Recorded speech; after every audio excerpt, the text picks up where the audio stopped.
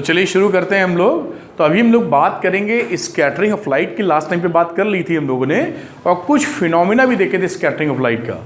क्या फिनोमिना थे scattering of light में? स्काई हमें ब्लू क्यों दिखता है, नीले रंग का आसमान क्यों दिखता है, ये समझा था हम लोगों ने, क्योंकि ब्लू कलर का स्कैटरिंग ज़्यादा होता है। उसके बाद देखा था कि सनराइज या सनसेट के समय सूर्योदय और सूर्य अस्त के समय सूरज लाल क्यों दिखता है। तो लाल दिखना भी रीज़न क्या था? स्कैटरिंग का। 2 मिनट पहले और 2 मिनट बाद क्यों दिखता है? ये था रीज़न एटमॉस्फेरिक रिफ्लेक्शन का। फर्क समझिएगा। अब हम इसको एक्सपेरिमेंटली शो करेंगे अंशिका कि लैब के अंदर स्कैटरिंग हो रही है, इसको कैसे दिखाएं। एक्सपेरिमेंट से दिखाना चाहते हैं, तो एक्सपेरिमेंट करने की कोशिश की और उसमें भी ऐसा ही दिखता है। तो क्या करेंगे हम लोग एक्सपेरिमेंट के तौर पे? एक सेटअप जमाते हैं। सेटअप जमाने के लिए सोर्स ऑफ लाइट लिए हम लोगों ने, जिसमें समझ लीजिए कि वाइट लाइट है, और एक कॉन्वेक्स लेंस लगाया। कॉन्वेक्स लेंस के अगर फोकस पे रख देंगे तो लाइट पड़ेगी और सब पैरेलल निकल जाएगी, आप जानते हैं। एक बीकर लिया, transparent beaker, transparent glass tank. इसके अंदर करीबन 2 लीटर पानी डाला है, और 2 लीटर पानी में 200 ग्राम ऑफ सोडियम थायोसल्फेट, जिसे हाइपो आप बोलते हैं, वो करीबन 2 लीटर पानी में 200 ग्राम मिक्स किया है, और उसमें 1 से 2 ml कंसनट्रेटेड H2SO4 डाल दिया है। ये जो पूरी कहानी की गई है, इससे कहानी में क्या देखते हैं हम लोग कि ये करने के बाद सल्फर हमारा फॉर्म होना, सल्फर के सस्पेंडेड पार्टिकल्स फॉर्म होना शुरू हो जाते हैं, रिएक्शन हो जाती है इन तीनों में, हाइपो H2O और H2SO4 में। तो सल्फर के सस्पेंडेड पार्टिकल्स यानी सल्फर के पार्टिकल्स बनने शुरू हो जाएंगे, और वो टहलते रहेंगे। ये नहीं कि वो सेडिमेंटेशन बैठ जाए, ऐसा नहीं होगा कि बॉटम में आके बैठ जाए ना, वो टहलते सस्पेंडेड रहते हैं। तो उस सल्फर के सस्पेंडेड पार्टिकल बनाने के लिए हम लोगों ने ये रिएक्शन करवाई है।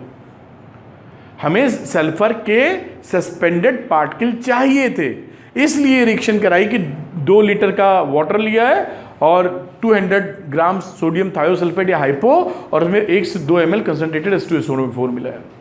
तो ये सल्फर के पार्टिकल्स मिल गए, जिसमें से ये रेज, सोर्स की रेज जाएंगी, पार होंगी, और यहाँ पर हमने कार्डबोर्ड लगा दिया है जिससे कुछ एडिशनल रेज रुक जाए। सामने एक स्क्रीन है। अब यहाँ पर जो सस्पेंडेड सल्फर के पार्टिकल्स थे, जब हम यहाँ से सोर्स जलाते हैं तो उस पर लाइट पड़ती है। किस पे? सस्पेंडेड सल्फर के पार्टिकल्स पर। और वो लाइट कैसी दिखने लगती है? ब्लू कलर की, ब्लूइश। ये ब्लू दिखेगा तो ये पानी भी कैसा दिखने लगता है? जैसे ब्लू कलर का हो। और यहाँ से जो लाइट निकल रही है उसको निकलने देते हैं, इस कार्डबोर्ड से रोकते हैं एडिशनल लाइट को, स्क्रीन के ऊपर फिर एक कॉन्वेक्स लेंस लगाते हैं जो इसको फोकस कर देता है, और यहाँ पर हमको मिलता है रेड पैच, लाल रंग का एक गोलाकार पैच मिलता है।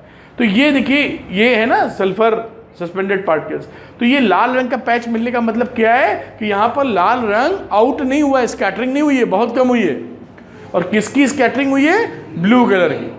तो ये बात फिर से प्रूव हो जाती है कि ब्लू कलर की स्कैटरिंग सबसे ज़्यादा होती है, जैसा दिख रहा है, और रेड कलर की स्कैटरिंग कम से कम होती है, क्योंकि रेड कलर स्कैटर हुआ होता तो यहाँ पर रेड कलर इस तरह से पैच फॉर्मेशन नहीं करता। क्या आप कनेक्ट कर पा रहे हैं?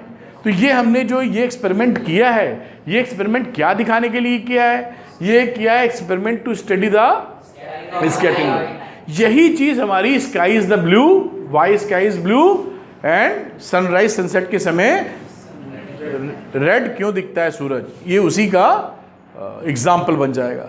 तो जैसा हमने इन डिटेल देखा था कि स्काई ब्लू क्यों होता है, क्योंकि वहाँ पर ब्लू कलर, जब सूरज से रोशनी आती है हम तक, तो एटमॉस्फेयर में वाइट लाइट पड़ती है और ब्लू कलर स्कैटर हो जाता है। तो हम तक रोशनी जो पहुँचेगी वो पहुँचेगी, लेकिन साथ में वो क्या हो जाएगा? आसमान नीला दिख जाएगा। और जब सूर्योदय और सूर्यास्त की बात होती है, तो जब वो सनराइज सनसेट होता है तो दूरी ज़्यादा होती है, तो उस समय क्योंकि स्कैटरिंग ब्लू कलर की हो रही है, तो बचने वाला कलर कौन सा है? रेड। यहाँ पर हम खड़े हैं समझो, तो रेड हमको दिखाई पड़ने लगता है। और दिन के 12 बजे 12 नून में, क्योंकि हमारा डिस्टेंस अप्रॉक्सीमेटली कम हो जाता है, उस समय हमारा सातों रंग हम तक पहुँच जाते हैं, इसलिए हमें कैसा दिखाई पड़ता है? सूरज वाइट कलर। तो आप समझिए, जब सनराइज सनसेट होगा और जब टॉप पे होगा सूरज, तो कितना ज़्यादा डिफरेंस होता होगा। 2-4 किलोमीटर का नहीं, काफ़ी अच्छा खासा होगा, तब तो बात बनेगी आपकी। तो इस तरीके से सिचुएशन बनती है और इस तरह से स्कैटरिंग ऑफ लाइट रहती है। और इसी के साथ ये जो चैप्टर पूरा है आपका, ऐसा जो थ्योरी पढ़ने का था वो ख़त्म हो जाता है।